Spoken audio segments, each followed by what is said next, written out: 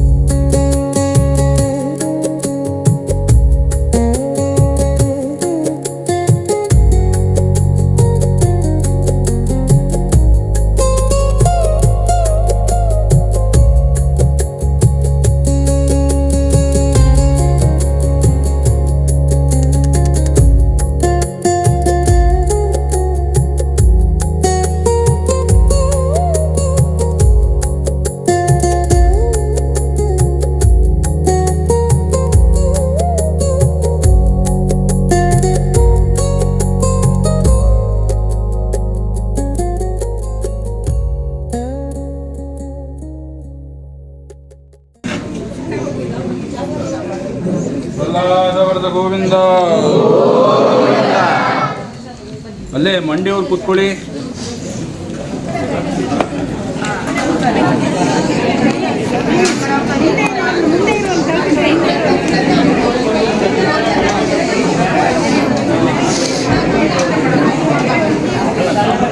ಎಲ್ಲ ಅಲ್ಲೇ ಮಂಡಿಯವ್ರು ಕೂತ್ಕೊಳ್ಳಿ. ಗಲಾಟೆ ಮಾಡಬೇಡಿ, ಗಲಾಟೆ ಮಾಡೋದು ಹೊರಗಡೆ ಹೋಗಿ ಗಲಾಟೆ ಮಾಡಿ. ದೇವಸ್ಥಾನದ ಒಳಗಡೆ ಮಂಡಿಯವ್ರು ಕೂತ್ಕೊಳ್ಳಿ. ಕೈ ಬೊಕ್ಸೆ ಮಾಡಿ ದೇವ್ರನ್ನ ನೋಡಿ, ಕೈ ಬೊಕ್ಸೆ ಮಾಡಿ ದೇವ್ರನ್ನ ನೋಡಿ, ಅಕ್ಕಪಕ್ಕದವ್ರು ನೋಡಬೇಡಿ. ಕೈ ಬೊಕ್ಸೆ ಮಾಡಿ ದೇವ್ರನ್ನ ನೋಡಿ, ಮಂಡಿಯವ್ರು ಕೂತ್ಕೊಳ್ಳಿ. ಹೇಳಿ, ಎಲ್ಲರೂ ಜೋರಾಗಿ ಹೇಳಿ. ಓಂ ಸ್ವಸ್ತಿ ಶ್ರದ್ಧಾ ಮೇಧಾ ಯಶಃ ಪ್ರಜ್ಞಾ ವಿದ್ಯಾ ಬುದ್ಧಿಂ ಶ್ರಿಯಂ ಬಲಂ ಆಯುಷ್ಯಂ ತೇಜಃ ಆರೋಗ್ಯಂ ಶ್ರಿಯಂ ದೇಹಿ ಮೇ ಹವ್ಯವಾಹನ ಶ್ರಿಯಂ ದೇಹಿ ಮೇ ಹವ್ಯವಾಹನ. ಓಂ ನಮಃ ಇತಿ ಉಗ್ರಂ ವೀರಂ ಮಹಾವಿಷ್ಣುಂ ಜ್ವಲಂತಂ ಸರ್ವತೋಮುಖಂ ನರಸಿಂಹಂ ಭೀಷಣಂ ಭದ್ರಂ ಮೃತ್ಯುಂ ನಮಾಮ್ಯಹಂ.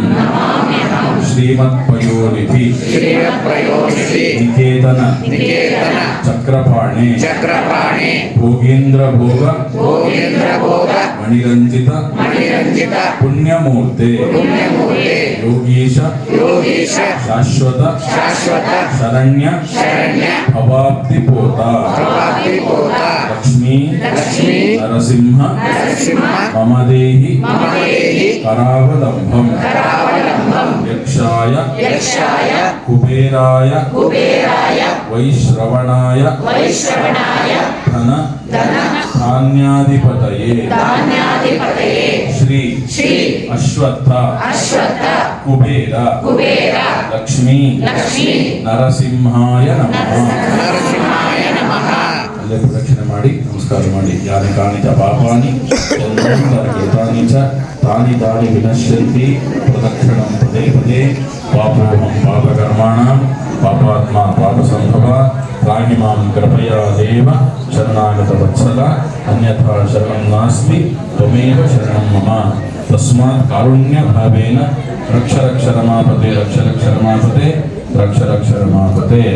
ಎಲ್ಲ ಸೇವಾಕರ್ತೃಗಳು, ಆರತಿ ಮಾಡುವವರು, ಜಯಂತುಪ್ಪ ತಂದವರು ಎಲ್ಲರೂ ಕೃಷ್ಣಾರ್ಪಣ ಮಸ್ತು ಅಂತ ಹೇಳಿ.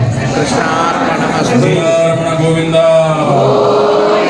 ಶ್ರೀ ನರಸಿಂಹವರದ ಗೋವಿಂದ, ಪ್ರಹ್ಲಾದವರದ ಗೋವಿಂದ.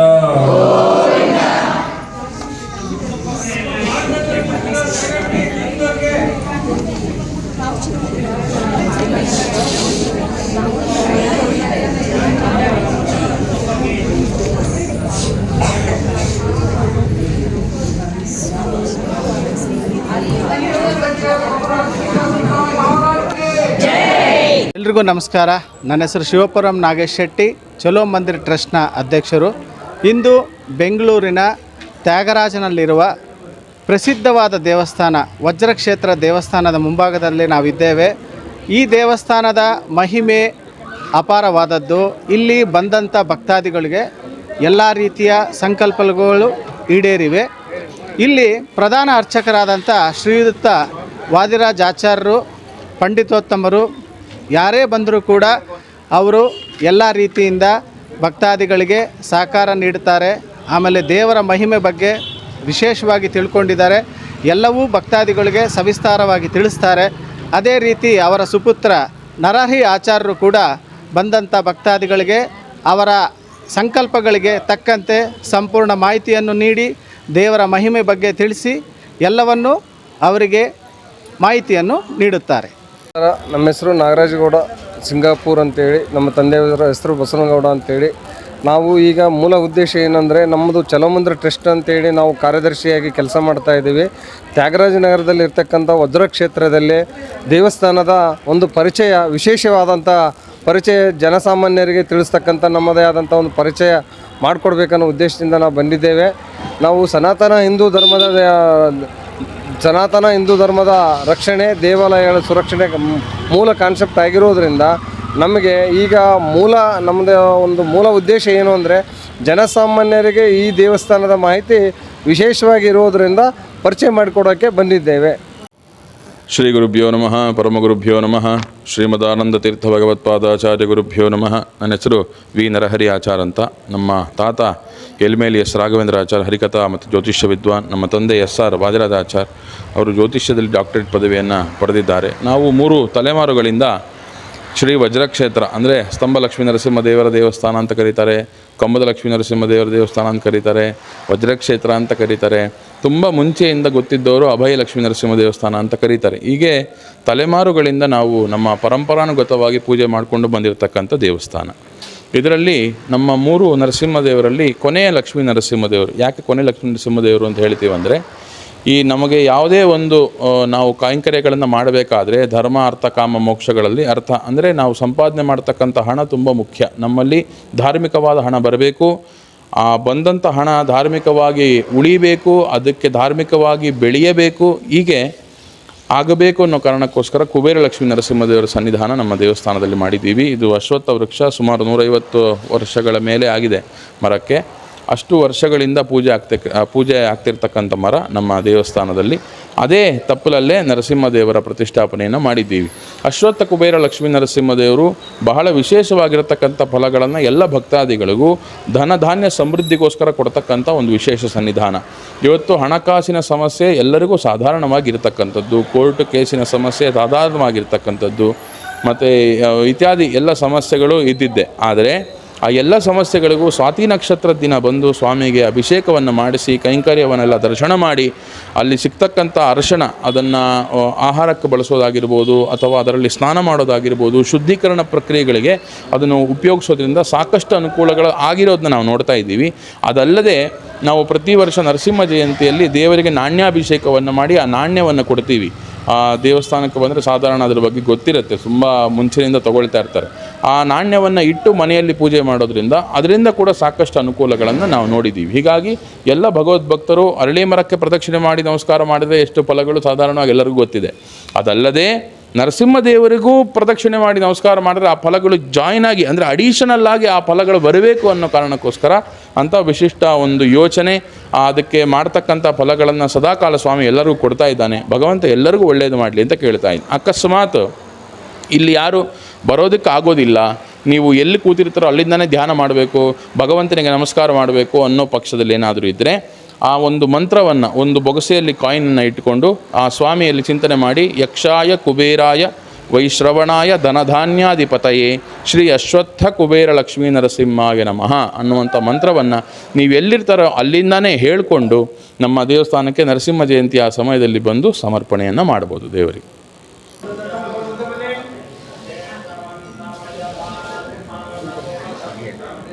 ಇದು ಜೇನುತುಪ್ಪದ ಅಭಿಷೇಕ ನರಸಿಂಹದೇವರಿಗೆ ಭಕ್ತಾದಿಗಳೇ ಮಾಡ್ತಾ ಇದ್ದಾರೆ.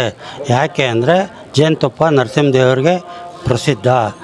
ಆಮೇಲೆ ಇನ್ನೊಂದು ಅರ್ಚನೆಗೆ ಕೊಟ್ಟರೆ ಅರ್ಚನೆ ಆಚಾರ್ಯರು ಮಾಡ್ತಾರೆ.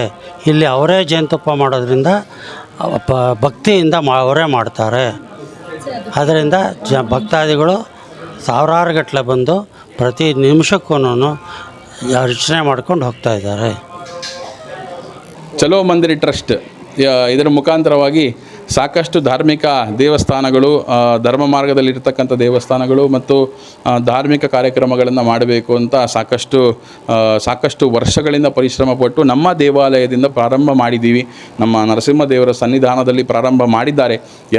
ಎಲ್ಲರಿಗೂ ಆ ಟ್ರಸ್ಟಿನ ಎಲ್ಲರಿಗೂ ಮತ್ತು ಮುಂದೆ ನಡೀತಕ್ಕಂಥ ಎಲ್ಲ ಕಾರ್ಯಕ್ರಮಗಳಿಗೆ ಸದಾಕಾಲ ಭಗವಂತನ ಆಶೀರ್ವಾದ ಇರಲಿ. ನಾವು ಯಾವಾಗಲೂ ಅವ್ರ ಜೊತೆ ಇರ್ತೀವಿ ಅಂತ ಈ ಮುಖಾಂತರ ಕೇಳ್ತೇವೆ. ಮಂಗಳವಾರ 3 ರಿಂದ 4:15ವರೆಗೂ ರಾಹುಕಾಲ ಇರುತ್ತೆ. ಮನ್ನಿಸೂಕ್ತ ಹೋಮ ಶ್ರೀ ನರಸಿಂಹದೇವರಿಗೆ, ಜೇನುತುಪ್ಪದ ಅಭಿಷೇಕ, ಬೆಲ್ಲದ ಆರತಿ ಜನಗಳು ಮಾಡ್ತಾರೆ. ಎಲ್ಲ ಪ್ರತಿ ವಾರ ನಾರ್ಮಲಾಗಿ 5 ವಾರ 3 ವಾರ ಹಂಗೆ ಅವರವರು ಕೋರಿಕೆ ಮೇಲೆ ಹೇಳ್ತಾರೆ. ಬಂದು 9 ಪ್ರದಕ್ಷಿಣೆ 9 ನಮಸ್ಕಾರ ಹಾಕ್ಕೊಂಡು ಪ್ರತಿ ವಾರ ಬಂದು ಹೋಗ್ತಾರೆ. ನರಸಿಂಹೋ ಅಖಿಲಜ್ಞಾನಮತಧ್ವಾಂತ ದಿವಾಕರ ಜಗತ್ಯಮಿತ ಸುಜ್ಞಾನ ಸುಖಶಕ್ತಿ ಪಯೋನಿಧಿ ಉಗ್ರಂ ವೀರಂ ಮಹಾವಿಷ್ಣುಂ ಜ್ವಲಂತಂ ಸರ್ವತೋಮುಖಂ ನರಸಿಂಹಂ ಭೀಷಣಂ ಭದ್ರಂ ಮೃತ್ಯೋರ್ಮೃತ್ಯುಂ ನಮಾಮ್ಯಹಂ. ಎಲ್ಲರಿಗೂ ಸಾಧಾರಣವಾಗಿ ಗೊತ್ತಿರೋ ಹಾಗೆ ನರಸಿಂಹದೇವರು ಸ್ತಂಭದಿಂದ ಪ್ರಕಟ ಆಗಿದ್ದು ಪ್ರಹ್ಲಾದರಾಜರಿಗೆ ಅನುಗ್ರಹವನ್ನು ಕೊಡೋದಕ್ಕೋಸ್ಕರವಾಗಿ ನಮ್ಮ ಎಲ್ಲ ನಾವೆಲ್ಲ ಯಾರು ಭಕ್ತರಿದ್ದೀವೋ ನಮಗೆಲ್ಲರಿಗೂ ಅನುಕೂಲವನ್ನು ಮಾಡೋದಕ್ಕೋಸ್ಕರವಾಗಿ ಪ್ರಹ್ಲಾದರಾಜರ ಮುಖಾಂತರವಾಗಿ ನರಸಿಂಹದೇವರು ಪ್ರಕಟ ಆಗಿದ್ದು ಎಲ್ಲರಿಗೂ ಸರ್ವೇ ಸಾಧಾರಣವಾಗಿ ಗೊತ್ತಿದೆ. ಆದರೆ ನಮ್ಮ ಕರ್ನಾಟಕದಲ್ಲಿ ಅತ್ಯಂತ ಪ್ರಾಚೀನವಾದ ಏಕೈಕ ನಿಂತು ಪ್ರಾರ್ಥನೆ ಮಾಡುವ ಲಕ್ಷ್ಮೀ ನರಸಿಂಹದೇವರ ಸ್ತಂಭ ಇರೋದು ವಜ್ರಕ್ಷೇತ್ರದಲ್ಲಿ. ಯಾಕೆ ಇಲ್ಲಿ ವಿಶೇಷ ಅಂದರೆ ಆ ಸಾಲಿಗ್ರಾಮದ ಒಂದು ಶಕ್ತಿ 108 ಸಾಲಿಗ್ರಾಮ, ಸುದರ್ಶನ, ಚಕ್ರಾಂಕಿತ, ನಾಡಿಗ್ರಂಥಗಳು, ಗಿಡಮೂಲಿಕೆಗಳು, ಮನುಷ್ಯನ ದೇಹಕ್ಕೆ ಕೆಲಸ ಮಾಡುವಂಥ ಯಂತ್ರಗಳು, ಮನುಷ್ಯನ ಎಲ್ಲ ಆರೋಗ್ಯದ ಸಮಸ್ಯೆಗಳನ್ನು ನಿವಾರಣೆ ಮಾಡ್ತಕ್ಕಂಥ ಆಯುರ್ವೇದ ಗಿಡಮೂಲಿಕೆಗಳು, ಮನುಷ್ಯನ ಭವಿಷ್ಯವನ್ನು ನಿರ್ಧಾರ ಮಾಡೋಕ್ಕೆ ಶಕ್ತಿ ಇರುವಂಥ ನಾಡಿಗ್ರಂಥಗಳು ಎಲ್ಲವನ್ನು ಸ್ತಂಭದಲ್ಲಿ ಇಟ್ಟು ಪ್ರತಿಷ್ಠಾಪನೆ ಮಾಡಿದ್ದಾರೆ. ಅದಕ್ಕೆ ಈ ಸ್ತಂಭಕ್ಕೆ 3 ಪ್ರದಕ್ಷಿಣೆ ಮಾಡಿ ನಮಸ್ಕಾರ ಮಾಡಿ ನಿಂತ್ಕೊಳ್ಳೋ ಸಂಪ್ರದಾಯ ಇದೆ. ಆದರೆ ಈಗೇನು ವಿಶೇಷ ಅಂದರೆ ನಮ್ಮಲ್ಲಿ 3 ನರಸಿಂಹದೇವರು, ಸಾಧಾರಣವಾಗಿ ಅಭಯಲಕ್ಷ್ಮೀ ನರಸಿಂಹದೇವರು, ಸ್ತಂಭ ಲಕ್ಷ್ಮೀ ನರಸಿಂಹದೇವರು ಮತ್ತು ಅಶ್ವತ್ಥ ಕುಬೇರ ಲಕ್ಷ್ಮೀ ನರಸಿಂಹದೇವರು 3 ಲಕ್ಷ್ಮೀ ನರಸಿಂಹದೇವರ ಸನ್ನಿಧಾನ ಇರೋದ್ರಿಂದ ಶ್ರವಣ, ಮನನ, ನಿಧಿಧ್ಯಾಸನ, ಪಾದಸೇವನ ಇದೆಲ್ಲ ಹೇಳ್ತಾರೆ. 9 ವಿಧವಾಗಿರ್ತಕ್ಕಂಥ ಭಕ್ತಿ, ಆ 9 ವಿಧವಾಗಿರ್ತಕ್ಕಂಥ ಭಕ್ತಿ ಸಂಕೇತವಾಗಿ 9 ಪ್ರದಕ್ಷಿಣೆ ನಮಸ್ಕಾರಾದಿಗಳನ್ನು ಮಾಡಿ ಸ್ತಂಭದಲ್ಲಿ ನಿಂತು ಕರಾವಲಂಬ ಸ್ತೋತ್ರ ಹೇಳಿ ಪ್ರಾರ್ಥನೆ ಮಾಡೋದು ಇಲ್ಲಿ ವಿಶೇಷ. ಸ್ತಂಭಕ್ಕೆ ಬೆನ್ನು ಒರಗಿಸಿ ನಿಂತ್ಕೊಂಡಾಗ ನಮ್ಮಲ್ಲಿ ಸುಷುಮ್ನ ನಾಡಿ ಅಂತ ಒಂದು ನಾಡಿ ಇರುತ್ತೆ. ನಮ್ಮಲ್ಲಿ 72,000 ನಾಡಿಗಳು ಕೆಲಸ ಮಾಡುತ್ತೆ. ಆ 72,000 ನಾಡಿಗಳಿಗೆ ತುಂಬ ಪ್ರಧಾನವಾಗಿ ಸುಷುಮ್ನ ಅಂತ ಒಂದು ನಾಡಿ ಕೆಲಸ ಮಾಡುತ್ತೆ. ಆ ಸುಷುಮ್ನ ಅಂತಕ್ಕಂಥ ನಾಡಿಗೆ ಶಕ್ತಿ ಸಿಗುವಂಥ ಜಾಗ. ಆದ್ದರಿಂದ ಸ್ತಂಭದಲ್ಲಿ ನಿಂತು ಪ್ರಾರ್ಥನೆ ಮಾಡೋದು ಅತ್ಯಂತ ವಿಶೇಷ. ಆ ಸ್ತಂಭದಲ್ಲಿ ಇರ್ತಕ್ಕಂಥ ಎಲ್ಲ ಶಕ್ತಿ ಮನುಷ್ಯನ ಸಕಾರಾತ್ಮಕ ಧನಾತ್ಮಕ ಶಕ್ತಿಗೆ ಅಭಿವೃದ್ಧಿ ಮಾಡ್ತಕ್ಕಂಥ ಶಕ್ತಿಗಳನ್ನು ಆ ಭಕ್ತರಿಗೆ ಅಲ್ಲಿ ನಿಂತಾಗ ಕೊಡ್ತಕ್ಕಂಥವ್ರು ಲಕ್ಷ್ಮೀ ನರಸಿಂಹದೇವರು. ಹಾಗಾಗಿ ಇದು ಸಾಧಾರಣವಾಗಿ ಎಲ್ಲರೂ ಗೊತ್ತಿದೆ. ನರಸಿಂಹಾಧಿಕ ಮನ್ಯಚ್ಛ ದುರಿತಾದಿ ನಿವೃತ್ತಯ್ಯ ಅಂತ ರಾಘವೇಂದ್ರ ಸ್ವಾಮಿಗಳು ಹೇಳಿರೋದು. ಅವರೇ ಪ್ರಹ್ಲಾದರಾಜರು, ಅವರೇ ವ್ಯಾಸರಾಜರು, ಅವರೇ ರಾಘವೇಂದ್ರ ಸ್ವಾಮಿಗಳು. ರಾಘವೇಂದ್ರ ಸ್ವಾಮಿಗಳು ತಮ್ಮ ಗ್ರಂಥದಲ್ಲಿ ಹೇಳ್ತಾರಂತೆ, ಯಾರು ನರಸಿಂಹದೇವರನ್ನು ಮನಸ್ಸಿನಲ್ಲಿ ಪ್ರಾರ್ಥನೆ ಮಾಡ್ತಾರೋ ದುರಿತಾದಿ ನಿವೃತ್ತಯೇ, ಎಲ್ಲ ದುರಿತಗಳು ನಿವಾರಣೆ ಆಗತ್ತೆ ಅಂತ. ಅದಲ್ಲದೆ ಮಧ್ವಾಚಾರ್ಯರು ಹೇಳ್ತಾರೆ, ನರಸಿಂಹ ಮಖಿಲಾಜ್ಞಾನ ತಿಮಿರ ಶಿಶಿರದ್ಯುತಿಮ್ ಅಂತ. ಅಂದರೆ ಗಾಢಾಂಧಕಾರದಲ್ಲಿ ಇರ್ತಕ್ಕಂಥ ಎಲ್ಲ ಭಕ್ತರಿಗೂ ಸೂರ್ಯನಂತೆ ಬೆಳಕನ್ನು ಕೊಡ್ತಕ್ಕಂಥವರು ನಮ್ಮ ನರಸಿಂಹದೇವರು ಅಂತ. ಅಂಥ ನರಸಿಂಹದೇವರ ಮಹಾ ಸನ್ನಿಧಾನ ಇರತಕ್ಕಂಥ ನಮ್ಮ ವಜ್ರಕ್ಷೇತ್ರ ಸ್ತಂಭದ ಲಕ್ಷ್ಮೀ ನರಸಿಂಹದೇವರ ಸನ್ನಿಧಾನ ಗೂಗಲ್ನಲ್ಲಿ ವಜ್ರಕ್ಷೇತ್ರ ಅಂತ ಹಾಕಿದ್ರೆ ಸಿಗುತ್ತೆ, ಅಥವಾ ಅಭಯಲಕ್ಷ್ಮೀ ನರಸಿಂಹ ದೇವಸ್ಥಾನ ತ್ಯಾಗರಾಜನಗರ ಅಂತ ಹಾಕಿದ್ರೆ ಸಿಗುತ್ತೆ, ಕಂಬದ ಲಕ್ಷ್ಮೀ ನರಸಿಂಹ ದೇವಸ್ಥಾನ ತ್ಯಾಗರಾಜನಗರ ಅಂತ ಹಾಕಿದ್ರೆ ಸಿಗುತ್ತೆ. ಎಲ್ಲ ಭಗವದ್ ಭಕ್ತರಿಗೂ ದೇವಸ್ಥಾನದ ವತಿಯಿಂದ ಒಂದು ವಿನಂತಿ ಏನಂದರೆ, ಅತ್ಯಂತ ಪ್ರಾಚೀನವಾಗಿ ಉಳಿಸ್ಕೊಂಡು ಬಂದಿರತಕ್ಕಂಥ ಪರಂಪರಾನುಗತವಾಗಿ ನಡೆಸ್ಕೊಂಡು ಬಂದಿರತಕ್ಕಂಥ ದೇವಾಲಯಗಳಿಗೆ ಎಲ್ಲರೂ ಭಗವದ್ಭಕ್ತರು ಬಂದು ಹಿಂದೂ ಧರ್ಮ, ಹಿಂದೂ ಸಮಾಜವನ್ನು, ಧಾರ್ಮಿಕ ಕ್ರಿಯೆಗಳನ್ನು ಎಲ್ಲರೂ ಸೇರಿ ಒಗ್ಗಟ್ಟಾಗಿ ಉಳಿಸಬೇಕಂದ್ರೆ ಎಲ್ಲ ದೇವಾಲಯಗಳ ಒಂದು ಪುನರುತ್ಥಾನ ಆಗಬೇಕು. ಎಲ್ಲ ದೇವಾಲಯಗಳಿಗೆ ಜನಗಳು ಬರಬೇಕು, ಬಂದು ದೇವಸ್ಥಾನದ ನಡೀತಕ್ಕಂಥ ಕಾರ್ಯಕ್ರಮಕ್ಕೆ ಪಾಲ್ಗೊಳ್ಳಬೇಕು. ಇದೊಂದು ಭಾಗ. ಇನ್ನೊಂದು ಭಾಗ, ನಮ್ಮಲ್ಲಿ ಮೇಲೆ ಕಳಶ ಕಾಣುತ್ತೆ, ಅಲ್ಲಿ ಈಗ ಕವಚ ಹಾಕಿದ್ದೀವಿ, ಒಳಗೆ ಕಳಶ ಇದೆ. ಆ ಕಳಶ ವರ್ಷಕ್ಕೆ 1 ಬಾರಿ ವೈಶಾಖ ಶುದ್ಧ ಪೌರ್ಣಮಿ ದಿನ ಮಾತ್ರ ಕಳಶದ ದರ್ಶನ ಮತ್ತು ಆ ಕಳಶಕ್ಕೆ ಸಂಪೂರ್ಣ ಮಹಾಭಿಷೇಕಗಳಾಗತ್ತೆ. ಒಬ್ಬ ಮನುಷ್ಯ ತನ್ನ ಒಂದು ವರ್ಷದಲ್ಲಿ ಆಕಾಮಾವೈ 4 ಮಾಸಗಳು, ಆಷಾಢ ಮಾಸ, ಕಾರ್ತಿಕ ಮಾಸ, ಮಾಘ ಮಾಸ, ವೈಶಾಖ ಮಾಸ ಅಂತ ಈ 4 ಮಾಸಗಳಲ್ಲಿ ತೀರ್ಥಸ್ಥಾನಗಳನ್ನು ಮಾಡಬೇಕು ಅಂತ ಹೇಳ್ತಾರೆ. ಯಾರು ತೀರ್ಥಸ್ಥಾನಗಳನ್ನು ಮಾಡ್ತಾರೋ ಭಗವಂತ ಅವ್ರನ್ನ ಭಾಳ ಪ್ರೀತಿಯಿಂದ ತಾನು ಏನು ಪ್ರಾರ್ಥನೆ ಮಾಡಿದ್ರು ಅವರಿಗೆಲ್ಲ ಆಶೀರ್ವಾದ ಮಾಡ್ತಾನಂತೆ. ಹಾಗಾಗಿ ಆ ಒಂದು ಪ್ರಕ್ರಿಯೆ ಇವತ್ತು ತುಂಬ ಜನ ಮಾಡ್ತಾ ಇಲ್ಲ. 4 ಮಾಸಗಳಲ್ಲಿ ತೀರ್ಥಸ್ನಾನ ಮಾಡೋದಕ್ಕೆ ಎಲ್ಲರಿಗೂ ಅವ್ರದ್ದೇ ಆದಂತಹ ಸಮಸ್ಯೆಗಳಿರೋದ್ರಿಂದ ನಾವೇನು ಮಾಡ್ತೀವಿ, ಒಂದು ವರ್ಷದಲ್ಲಿ ಎಲ್ಲ ತೀರ್ಥಗಳನ್ನು ನಾವು ಸಂಗ್ರಹ ಮಾಡ್ತೀವಿ. ಸಂಗ್ರಹವನ್ನು ಮಾಡಿ ಆ ಸಂಪೂರ್ಣ ಬ್ರಹ್ಮಕಳಶಕ್ಕೆ ಅಭಿಷೇಕವನ್ನು ಮಾಡಿ ಆ ದಿನ ಬಂದಂಥ ಎಲ್ಲ ಭಕ್ತಾದಿಗಳಿಗೂ ತೀರ್ಥಸ್ಥಾನ, ಚಕ್ರಸ್ಥಾನ, ಅವಭೃತ ಸ್ಥಾನಗಳನ್ನು ಮಾಡಿಸೋ ಸಂಪ್ರದಾಯ ತುಂಬ ವರ್ಷಗಳಿಂದ ಬಂದಿದೆ. ಈ ವರ್ಷ ನಮಗೆ ತುಂಬ ಸಂತೋಷಕರ ಸಂಗತಿ ಏನಂದರೆ, ಸಾಧಾರಣ 10,000ಕ್ಕೂ ಹೆಚ್ಚು ಜನ ಬಂದು ನರಸಿಂಹ ಜಯಂತಿಯಲ್ಲಿ ಈ ವರ್ಷ ಪಾಲ್ಗೊಂಡು ಎಲ್ಲ ಭಗವದ್ಭಕ್ತರು ಆ ಚಕ್ರಸ್ಥಾನ ತೀರ್ಥಸ್ಥಾನಗಳನ್ನು ಮಾಡಿದ್ದು ನಮಗೆ, ನಮ್ಮ ದೇವಸ್ಥಾನಕ್ಕೆ, ನಮ್ಮ ಕುಟುಂಬಕ್ಕೆ ಎಲ್ಲರಿಗೂ ಕೂಡ ಬಹಳ ಸಂತೋಷ ಆಗಿದೆ. ಇದೇ ರೀತಿ ಇನ್ನು ಹೆಚ್ಚು ಜನಗಳು ಪ್ರತಿ ವರ್ಷ, ಈ ವರ್ಷ ನಮಗೆ 50ನೇ ವರ್ಷ ನರಸಿಂಹ ಜಯಂತಿ ಬ್ರಹ್ಮರಥೋತ್ಸವ ಆಗುತ್ತೆ. ಎಲ್ಲ ಭಗವದ್ಭಕ್ತರು ಬಂದು 50ನೇ ವರ್ಷದ ನರಸಿಂಹ ಜಯಂತಿ ಮಹೋತ್ಸವವನ್ನು ಯಶಸ್ವಿಯಾಗಿ ಭಾಗವಹಿಸಬೇಕಂತ ಕೇಳ್ತೀವಿ.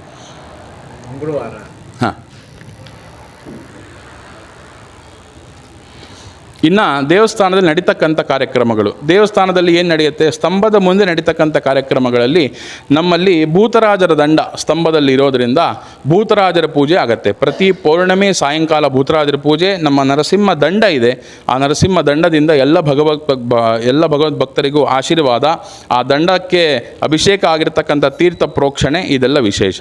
ಇನ್ನು ಅಮಾವಾಸ್ಯೆ ದಿನ ಬಂದರೆ ಪ್ರತಿ ಅಮಾವಾಸ್ಯೆ ಸಾಯಂಕಾಲ ದುರ್ಗಾ ಪೂಜೆ, ಆದಿತ್ಯಾದಿ ನವಗ್ರಹಗಳ ಹೋಮ ಮತ್ತು ವಿಷ್ಣು ಸಹಸ್ರನಾಮ ಪಾರಾಯಣ ಪೂರ್ವಕವಾಗಿ ನಡೀತಕ್ಕಂಥ ಹೋಮ ಹವನಾದಿಗಳು ನಡೆಯುತ್ತೆ.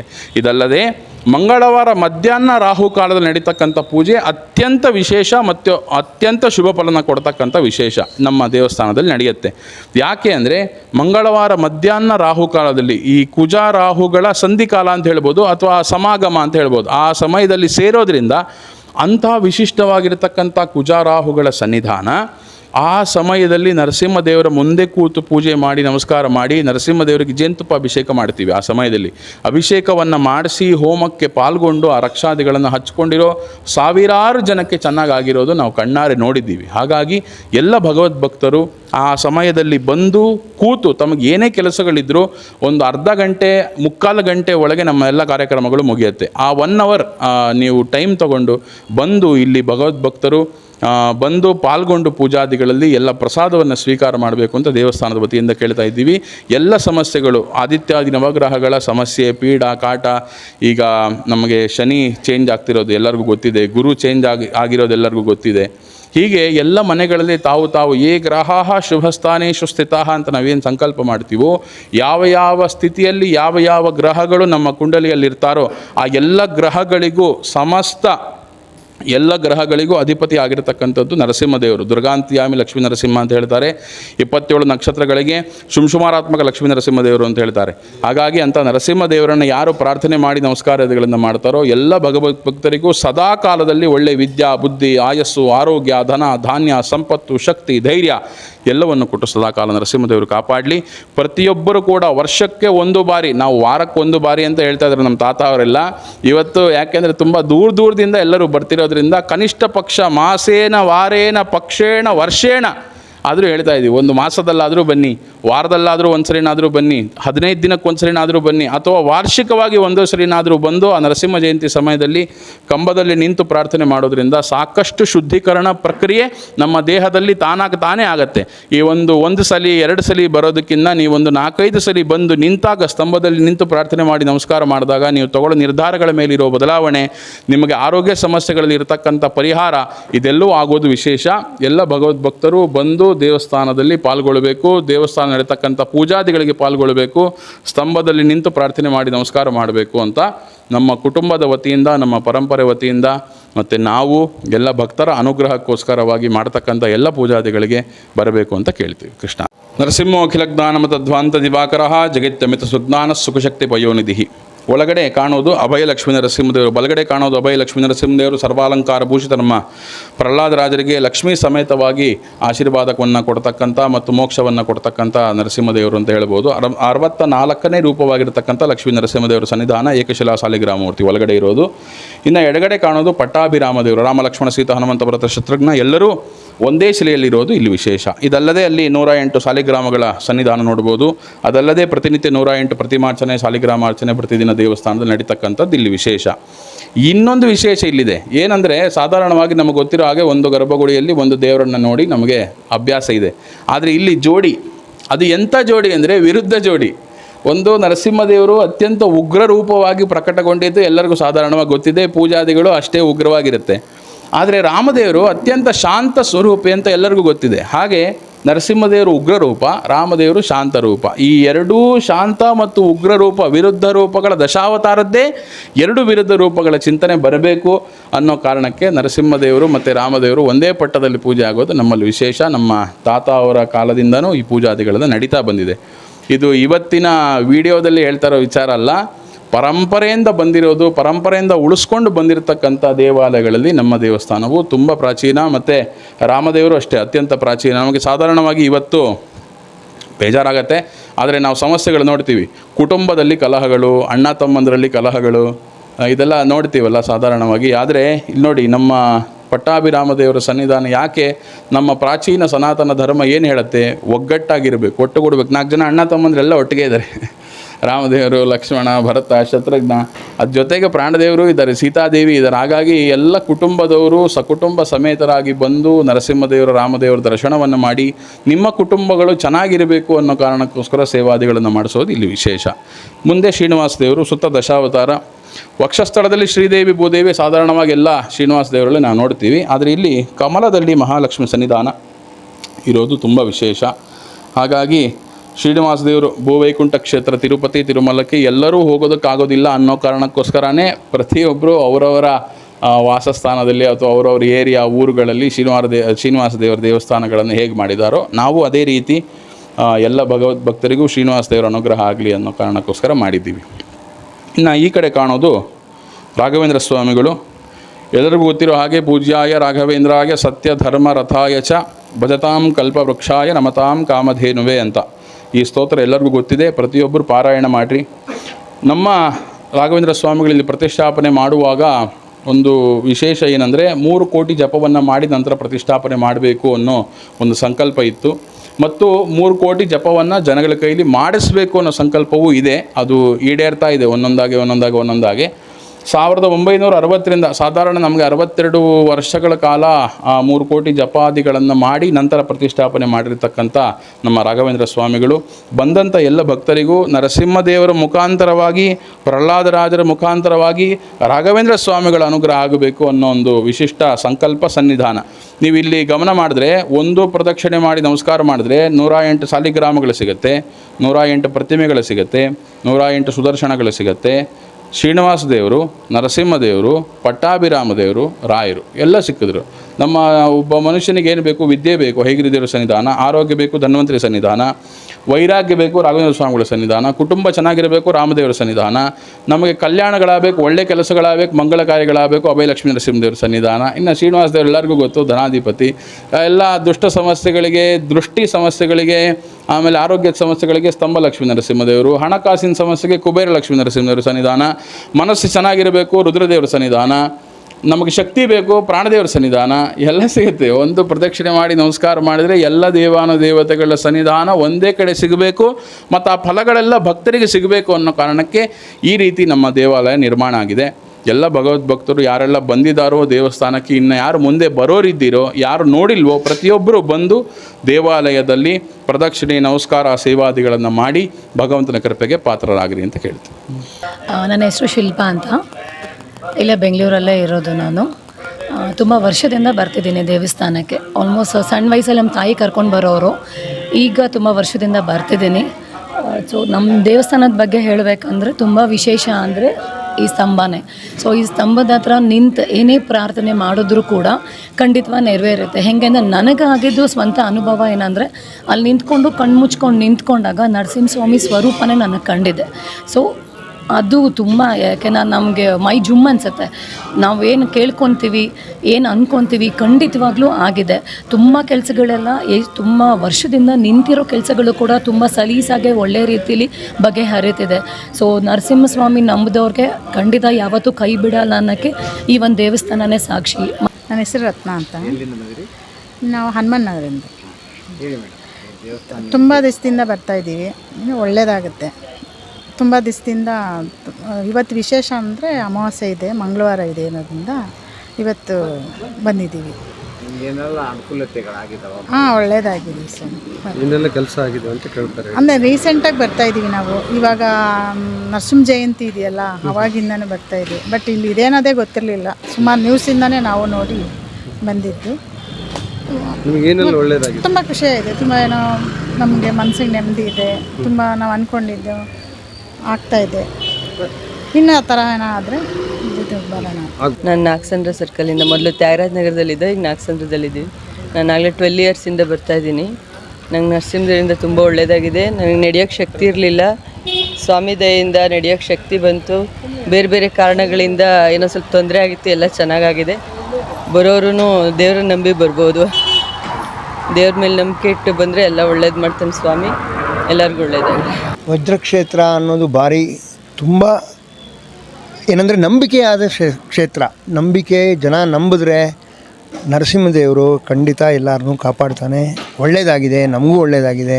ಪದ್ಮನಾಭ ನಗರದಲ್ಲಿ ನಾನಿರೋದು ಆಲ್ಮೋಸ್ಟ್ ಒಂದು 20 ವರ್ಷದಿಂದ ಅಂತೂ ಬರ್ತಿದ್ದೀನಿ. ಇದೊಂದು 100 ವರ್ಷ ಆಗಿರ್ಬೋದು ಸ್ಥಾಪನೆ ಆಗಿ. ಅದಲ್ಲದೆ ಏನು ಇಲ್ಲಿ ತುಂಬ ವಿಶೇಷ ಏನಂದರೆ ಸಾಲಿಗ್ರಾಮದಲ್ಲಿ ನರಸಿಂಹ ಕಂಬನ ಮಾಡಿದ್ದಾರೆ. ಅದಕ್ಕೆ ವಜ್ರಕ್ಷೇತ್ರ ಅನ್ನೋದು. ಆ ವಜ್ರಕ್ಷೇತ್ರದಲ್ಲಿ ಏನಿದೆ ಅಂದರೆ ಕಂಬದಲ್ಲಿ 100 ಸಾಲಿಗ್ರಾಮಗಳು ಇಟ್ಟಿರೋದ್ರಿಂದ ಅದಕ್ಕೆ ಪವರ್ ಜಾಸ್ತಿ. ಅಂದರೆ ಆ ಕ್ಷೇತ್ರದ ಮಹಿಮೆಯಿಂದ ಎಲ್ಲರಿಗೂ ಒಳ್ಳೆಯದಾಗಿದೆ. ಒಂಥರ ವೆರಿ ಪವರ್ಫುಲ್. ಈಗ ಒಂಥರ ನರಸಿಂಹದೇವರು ಅಂದರೆ ತುಂಬ ಭಯಂಕರ ಭಯ ಎಲ್ಲ ಹೇಳ್ತಾರೆ, ಅದಿಲ್ಲ. ಇಲ್ಲಿ ಶಾಂತ ರೀತಿಯಿಂದ ಎಲ್ಲರನ್ನೂ ಒಳ್ಳೇದು ಮಾಡಿದ್ದಾರೆ. ಅದೇ ನಮ್ಮನ್ನು ಕಾಪಾಡೋದು. ಎಲ್ಲರಿಗೂ ಗೊತ್ತಿರೋ ಹಾಗೆ ನರಸಿಂಹದೇವರಿಗೆ ಮತ್ತು ಪ್ರಾಣದೇವರಿಗೆ ಅತ್ಯಂತ ಪ್ರೀತಿಯಾಗಿರ್ತಕ್ಕಂಥದ್ದು ಮಧು, ಜೇನುತುಪ್ಪ ಅಂತ ಹೇಳ್ಬೋದು. ಹಾಗಾಗಿ ನರಸಿಂಹದೇವರಿಗೆ ಪ್ರಾಣದೇವರಿಗೆ ಯಾರು ಜೇನುತುಪ್ಪವನ್ನು ಅಭಿಷೇಕ ಮಾಡ್ತಾರೋ ಅವರ ಜೀವನವೆಲ್ಲ ಮಧುವಾಗಿ, ಅಂದರೆ ಅಷ್ಟು ಸಿಹಿಯಾಗಿರುತ್ತೆ ಅನ್ನೋ ಸಂಕೇತವಾಗಿ ಮಧು, ಘೃತ, ಕ್ಷೀರ ಇದೆಲ್ಲವನ್ನು ಪಂಚಾಮೃತವನ್ನಾಗಿ ಅಭಿಷೇಕ ಮಾಡೋ ಸಂಪ್ರದಾಯ ನಮ್ಮಲ್ಲಿ ಬಂದಿದೆ. ಅದೇ ರೀತಿ ನಮ್ಮಲ್ಲೂ ಕೂಡ ಕ್ಷೇತ್ರದಲ್ಲಿ ಯಾರಿಗೆ ಮನೆಯಲ್ಲಿ ಅಭಿಷೇಕ ಮಾಡೋದಕ್ಕಾಗೋದಿಲ್ಲ ಅಥವಾ ಇಲ್ಲಿ ಬಂದಾಗ ನರಸಿಂಹದೇವರಿಗೆ ಪೂಜಾದಿಗಳನ್ನು ಮಾಡೋದಕ್ಕೆ ಅನುಕೂಲ ಆಗಲಿ ಅನ್ನೋ ಕಾರಣಕ್ಕೋಸ್ಕರ ಜೇನುತುಪ್ಪ ಅಭಿಷೇಕ ಪ್ರತಿಯೊಬ್ಬರು ಮಾಡಬೇಕು ಅಂತ ಈ ಒಂದು ಪ್ರಕ್ರಿಯೆಯನ್ನು ನಮ್ಮ ದೇವಸ್ಥಾನದಲ್ಲಿ ಪ್ರಾರಂಭ ಮಾಡಿದ್ದೀವಿ. ಇದೊಂದು ಭಕ್ತಿ ಸಂಕೇತ. ನರಸಿಂಹದೇವರಿಗೆ ತಾವುಗಳು ಬಂದು ತಾವೇ ಸ್ವತಃ ಅಭಿಷೇಕವನ್ನು ಮಾಡುವ ಒಂದು ಶುಭ ಸಂದರ್ಭ. ಎಲ್ಲ ಭಗವದ್ಭಕ್ತರು ಈ ದೇವಸ್ಥಾನದಲ್ಲಿ ನಡೀತಕ್ಕಂಥ ಎಲ್ಲ ಧರ್ಮ ಕಾರ್ಯದ ಧರ್ಮಕ್ಕೆ ಅಭಿವೃದ್ಧಿ ಆಗಿರ್ತಕ್ಕಂಥ ಕೈಂಕರ್ಯಗಳಿಗೆ ಸಹಾಯಗಳನ್ನು ಮಾಡಬೇಕಂತ ಕೇಳ್ತೀವಿ. ಯಾವಾಗಾದರೂ ಬರ್ಬೋದು. ಬೆಳಗ್ಗೆ 6:30ಯಿಂದ 11 ಗಂಟೆ ತನಕ ದೇವಸ್ಥಾನ ತೆಗೆದಿರುತ್ತೆ. ಸಾಯಂಕಾಲ 5:30ಯಿಂದ 8 ಗಂಟೆವರೆಗೂ ದೇವಸ್ಥಾನ ತೆಗೆದಿರುತ್ತೆ. ಯಾವ ಸಮಯದಲ್ಲಿ ಬೇಕಾದರೂ ಬಂದು ಅಭಿಷೇಕಾದಿಗಳನ್ನು ಮಾಡ್ಬೋದು. ಇನ್ನು ಸಾಕಷ್ಟು ಕ್ವಶನ್ ಇದಲ್ಲಿ ಬರುತ್ತೆ, ಸ್ನಾನ ಮಾಡಿ ಬರಬೇಕಾ, ಊಟ ಮಾಡಿರ್ತೀವಿ ಅಭಿಷೇಕ ಮಾಡ್ಬೋದಾ ಅಂತ.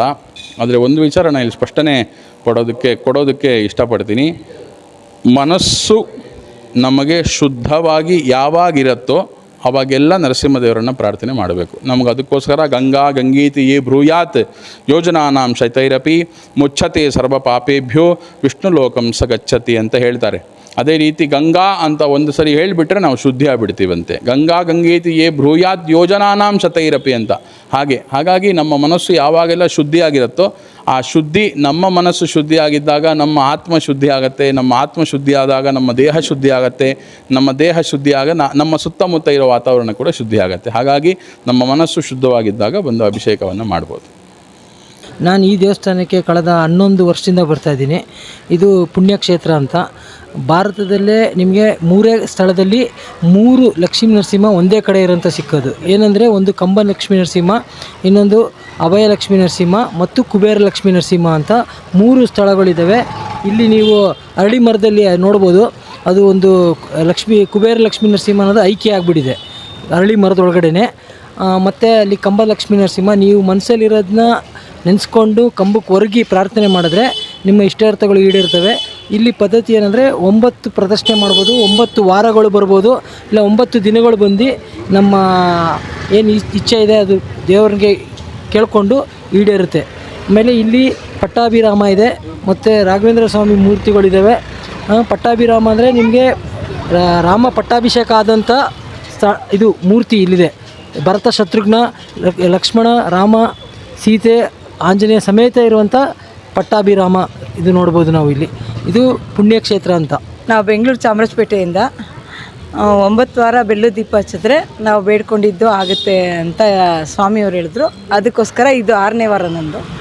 ಬರ್ತಾಯಿದ್ದೀವಿ, ಪ್ರತಿ ಮಂಗಳವಾರ ಬರ್ತಾಯಿದ್ದೀವಿ. ಏನಾದರೂ ಬದಲಾವಣೆ ಆಗಿದೆಯಾ ಬಂದು ಬರೋದ್ರಿಂದ? ಆರೋಗ್ಯದಲ್ಲಿ ಸುಧಾರಣೆ ಆಗಿದೆ. ವಿಶೇಷತೆ ಏನು ಗೊತ್ತಿರುತ್ತೆ. 40 ವರ್ಷ ನೋಡ್ತಾ ಇದ್ದೀನಿ. 40 ವರ್ಷದ ಮೇಲೆ ಅವ್ರು ಹೇಳಿ 40 ವರ್ಷದ ಮೇಲೆ ನೋಡ್ತಾ ಇದ್ದೀನಿ ದೇವಸ್ಥಾನ. ಇವಾಗ ತುಂಬ ಚೆನ್ನಾಗಿ ಇಂಪ್ರೂವ್ ಆಗಿದೆ. ಏನು ವಿಶೇಷತೆ ಇಲ್ಲಿ? ಏನು ಶಕ್ತಿ ಇದೆ ಗೊತ್ತಿಲ್ಲ ಜನಕ್ಕೆ. ಏನು ಇಷ್ಟಾರ್ಥ ಸಿದ್ಧಿ ಆಗುತ್ತೆ ಅಂತ ಹೇಳ್ತಾರೆ. ನಿಮಗೇನು ಒಳ್ಳೇದಾಗಿದೆ? ನಮಗೂ ಒಳ್ಳೇದಾಗಿದೆ. ಯಾವ ಥರ ಹೇಳೋಕ್ಕಾಗಲ್ಲ ಅದನ್ನು. ಒಬ್ಬೊಬ್ಬ ಆರೋಗ್ಯ ದೃಷ್ಟಿಯಿಂದ ಮತ್ತು ಕುಟುಂಬ ನಿರ್ವಹಣೆ, ಕುಟುಂಬ ಕಷ್ಟಗಳು ಯಾಗಿದ್ರೂ ಲಕ್ಷ್ಮೀ ನರಸಿಂಹ. ನನ್ನ ಹೆಸರು ರಚನಾ ಅಂತ. ನಾನು ವಿದ್ಯಾರಣ್ಯಪುರದಿಂದ ಬರ್ತಾಯಿದ್ದೀವಿ. ಈಗ ಒಂದು 3 ಮಂತ್ಸಿಂದ ಬರ್ತಾಯಿದ್ದೀವಿ. ಪಾಸಿಟಿವ್ ರಿಸಲ್ಟ್ ನೋಡಿದ್ದೀವಿ. ಒಳ್ಳೆ ವೈಬ್ರೇಷನ್ಸ್ ಇದೆ. ಪ್ರತಿಯೊಂದು ಸಂಕಲ್ಪಕ್ಕೂ ಪ್ರಸಾದ ಆಗ್ತಾಯಿದೆ. ಸ್ವತಃ ಬಂದು ತಾವೇ ಅನುಭವಕ್ಕೆ ಪಡಿಬೇಕಂತ ನನ್ನ ಆಸೆ. ಖಂಡಿತವಾಗಿಯೂ ಎಲ್ಲರೂ ಬನ್ನಿರಿ, ಭಕ್ತಿಯಿಂದ ಬನ್ನಿರಿ ಅಂತ ನಾನು ಕೇಳ್ಕೊಳ್ತಾ ಇದ್ದೀನಿ ಎಲ್ಲರಲ್ಲಿ. ನಮಃಸೂರ್ಯಾಯ ಚಂದ್ರಾಯ ಮಂಗಳಾಯ ಬುಧಾಯ ಚ ಗುರುಶುಕ್ರ ಶನಿಭ್ಯಶ್ಚ ರಾಹವೇ ಕೇತವೇ ನಮಃ. ಎಲ್ಲರಿಗೂ ಗೊತ್ತಿರುವಂಥ ಸ್ತೋತ್ರ. ಆದಿತ್ಯಾದಿ ನವಗ್ರಹಗಳು ನಾವು ಮಾಡ್ತಕ್ಕಂಥ ಕೆಲಸಗಳಲ್ಲಿ ನಮ್ಮ ಜಾತಕ ಸ್ಥಿತಿಯಲ್ಲಿ ಎಲ್ಲೆಲ್ಲಿ ತಾವು ಬಂದು ನಮಗೆ ಅನುಗ್ರಹವನ್ನು ಮಾಡ್ತಾರೋ ಅದು ಎಲ್ಲರಿಗೂ ಅದರ ಬಗ್ಗೆ ಸಾಧಾರಣವಾಗಿ ಎಲ್ಲರಿಗೂ ವಿಶೇಷವಾಗಿ ಗೊತ್ತಿದೆ. ಆದರೆ ಇಲ್ಲಿ ಏನು ವಿಶೇಷ ನಮ್ಮ ಕ್ಷೇತ್ರದಲ್ಲಿ ಯಾಕೆ ಇದನ್ನು ಹೇಳ್ತಾ ಇದ್ದೀನಿ ಇಷ್ಟು ವಿಶೇಷ ಅಂದರೆ, ದಂಪತಿ ಸಮೇತವಾಗಿ ಮತ್ತು ವಾಹನಗಳ ಸಮೇತವಾಗಿರತಕ್ಕಂಥ ಆದಿತ್ಯಾದಿ ನವಗ್ರಹ ದೇವತೆಗಳ ಸನ್ನಿಧಾನ ಇರೋದು ವಿಶೇಷ. ಇದಲ್ಲದೆ ಜೋಡಿ ಪ್ರಾಣದೇವರು ಮತ್ತು ಜೋಡಿ ಮಹಾಗಣಪತಿ 4 ಪ್ರಾಣದೇವರು ಮತ್ತು ಗಣಪತಿ ಇರೋದು ಇಲ್ಲಿ ವಿಶೇಷ. ಅದು ಸುತ್ತ ಅದು ಬೇರೆ ಬೇರೆ ಗಣಪತಿ ಆಕಾರ ರೂಪ ಇರೋದು ಇನ್ನೊಂದು ವಿಶೇಷ. ಅದರಲ್ಲಿ ಇನ್ನೊಂದು ವಿಶೇಷ ಏನಂದರೆ, ನಮ್ಮ ಗರುಡ ಸ್ತಂಭದ ಒಳಗೆ ಆ ಸುತ್ತದಲ್ಲೇ ಪ್ರಾಕಾರವನ್ನಾಗಿ ಮಾಡಿ ಅದರಲ್ಲೇ ಸುತ್ತಾಗಿ, ಯಾಕೆಂದರೆ ಈ ಜಾಗದಲ್ಲಿ ನೀವು 1980 ಅದಕ್ಕಿಂತ ಮುಂಚೆ ಬಂದರೆ ಸಾಧಾರಣವಾಗಿ ದೇವಸ್ಥಾನಕ್ಕೆ ಬಂದಿದ್ದವರು ಹಿರಿಯರೆಲ್ಲ ನಮಗೆ ಹೇಳ್ತಾರೆ, ಇಲ್ಲಿ ಈ ಗರುಡಗಂಬ ಎಷ್ಟು ಎತ್ತರ ಇತ್ತೋ ಅಷ್ಟೇ ಎತ್ತದು ಹುತ್ತ ಇತ್ತು ಇಲ್ಲಿ ಅಂತ.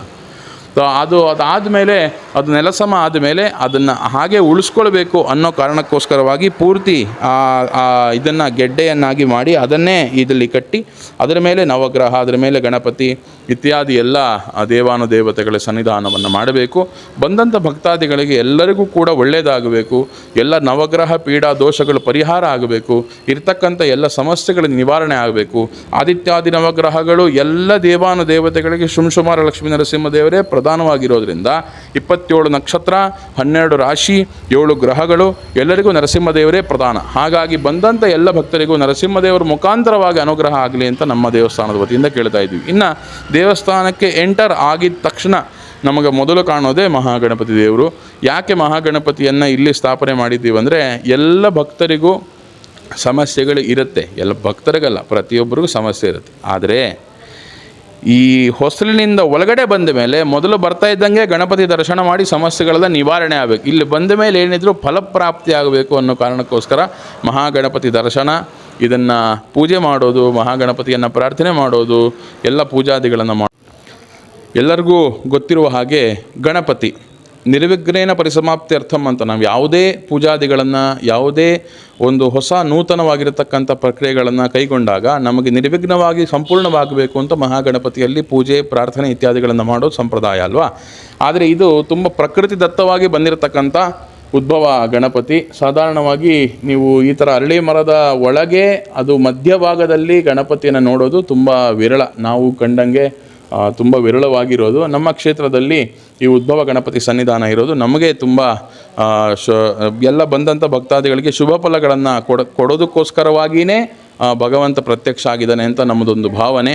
ಹಾಗೆ ಎಲ್ಲ ಭಗವದ್ಭಕ್ತರು ಬಂದು ದೇವಸ್ಥಾನಕ್ಕೆ ಪ್ರದಕ್ಷಿಣೆ ನಮಸ್ಕಾರಗಳನ್ನು ಮಾಡೋದಕ್ಕಿಂತ ಮುಂಚೆ ಗಣಪತಿಯನ್ನು ಪ್ರಾರ್ಥನೆ ಮಾಡಿ ಅವರ ಏನು ಸಂಕಲ್ಪಗಳಿದೆಯೋ ಅದನ್ನೆಲ್ಲ ಕೇಳಿಕೊಳ್ಳೋದ್ರ ಮುಖಾಂತರವಾಗಿ. ಯಾಕೆ ಅಂದರೆ ಅರಳಿ ಮರದಲ್ಲಿ ಬ್ರಹ್ಮ ವಿಷ್ಣು ಮಹೇಶ್ವರರು 3 ದೇವತೆಗಳ ಸನ್ನಿಧಾನ, 33 ಕೋಟಿ ದೇವತೆಗಳ ಸನ್ನಿಧಾನ ಎಲ್ಲ ಇರುತ್ತೆ ಅಂತ ಇರೋದ್ರಿಂದ ಅಂಥ ಪ್ರಾಚೀನವಾದಂತಹ ಅರಳಿ ಮರದಲ್ಲಿ ಅದು ನಮ್ಮ ಗಣಪತಿ ಉದ್ಭವ ಆಗಿರೋದು. ಎಲ್ಲ ವಿದ್ಯಾರ್ಥಿಗಳಿಗೆ ವಿದ್ಯಾಭಿವೃದ್ಧಿಯನ್ನು ಕೊಡ್ತಕ್ಕಂಥದ್ದು ಮತ್ತು ಭಕ್ತರಿಗೆಲ್ಲ ನಿರ್ವಿಘ್ನಗಳನ್ನು ಮಾಡ್ತಕ್ಕಂಥದ್ದು, ವಿಘ್ನಗಳನ್ನೆಲ್ಲ ಪರಿಹಾರ ಮಾಡ್ತಕ್ಕಂಥ ಮಹಾಗಣಪತಿ ಎಲ್ಲರಿಗೂ ಒಳ್ಳೇದು ಮಾಡಲಿ ಅಂತ ದೇವಸ್ಥಾನದ ವತಿಯಿಂದ ಕೇಳ್ತಾ ಇದ್ದೀವಿ. ನನ್ನ ಹೆಸರು ರಾಮರಾವ್ ಅಂತ.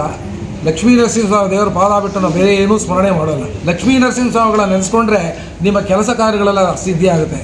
ಅವ್ರ ಮೇಲೆ ಭರವಸೆ ಇಡಬೇಕು, ನಂಬಿಕೆ ಇಡಬೇಕು. ಓಂ ಶ್ರೀ ಆಂಜನೇಯ ವಿದ್ಮಹೇ ಮಹಾಬಲಾಯ ಧೀಮಹಿ ತನ್ನೋ ಹನುಮಾನ್ ಪ್ರಚೋದಯಾತ್. ಬರುತ್ತಾನೆ ಬರುತ್ತಾನೆ ಬರುತ್ತಾನೆ ಬರುತ್ತಾನೆ ಬರುತ್ತಾನೆ ನಮ್ಮ ಹನುಮಂತ, ಇರುತ್ತಾನೆ ಇರುತ್ತಾನೆ ಭಜನೆಗೆ ತಪ್ಪದೆ ಹನುಮಂತ.